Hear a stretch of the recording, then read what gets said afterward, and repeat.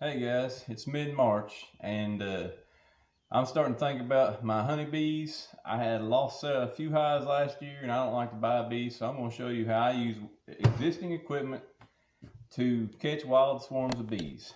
So I don't do anything fancy. This hive last year over the winter they absconded, which if those of you that don't know, that means they just left. I'm not exactly sure why, but I'm going to use this as a swarm trap in places that I've caught bees in the past.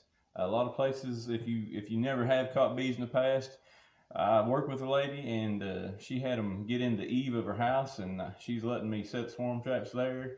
And then also, I've had some friends that's called me about wild bee swarms and that I went and got, so I'm going to put traps there because bees do two things. They make honey and they reproduce, and out in the wild, if they're living in a hollow tree that's not very big, once they start reproducing after time, they'll get a little crowded and then they'll send scouts out looking for a new home, and they'll make a queen cell, and the original queen and the worker bees will fly away and go to the new home. That's how they reproduce and multiply. So with that being said, the first thing I got to do to this is I got to attach the bottom board to the hive body, because I'm going to hang this on a tree as a swarm trap, and I don't want that coming apart. So I've taken some, you can buy some staples that are big enough to staple them together, but I just took some number 6 finish nails, cut the head off of them and bent them in a U, and I'm going to drive them 2 on each side to hold this bottom board to the hive body. And that'll keep them two together.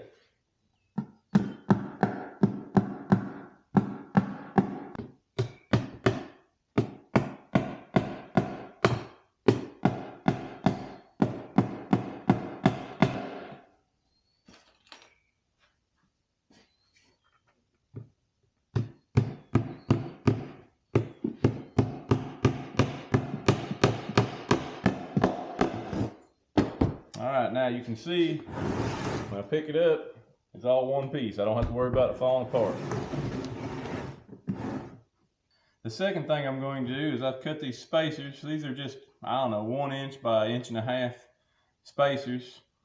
And to save time, I screwed some eyes in one of them, and that's going to go on the top. And what this is going to do is if we just strap this to the tree and tighten it down, you wouldn't be able to raise the lid. So this is going to provide some space between the tree and the lid, so if we need to raise the lid, we can. And then the one with the eyes will be the top, because we're going to hook a ratchet strap in this and go around the tree. So I'll just screw these two together, and then that'll hold that off the tree.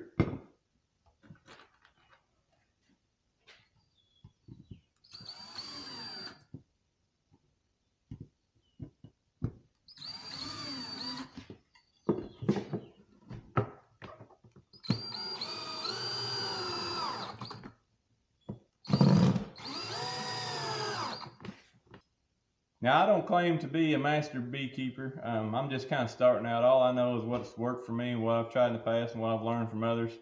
But the other thing that I'm going to do is I'm going to take half the frames out of this hive.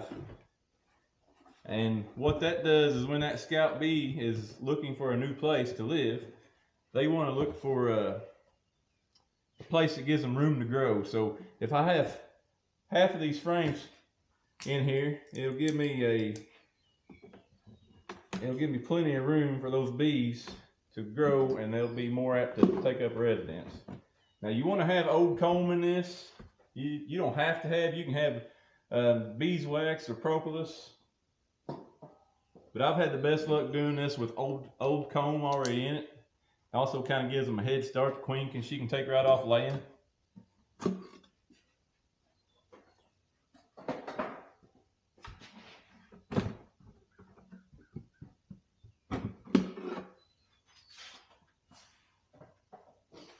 Alright, so once you do that, you've got half of your hive full, and you don't want this to be able to move around, because when you take this off the tree, if it's got a bunch of bees in it, you don't want these frames to move and squash your queen. So what I will do is I'll take a couple of drywall screws, and I always use screws because they're easier to remove when you need to, and I will put these screws right next to the frame, and that'll hold that down so they can't move around in there and they stay snug.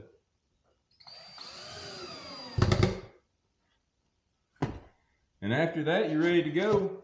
Just put it back together.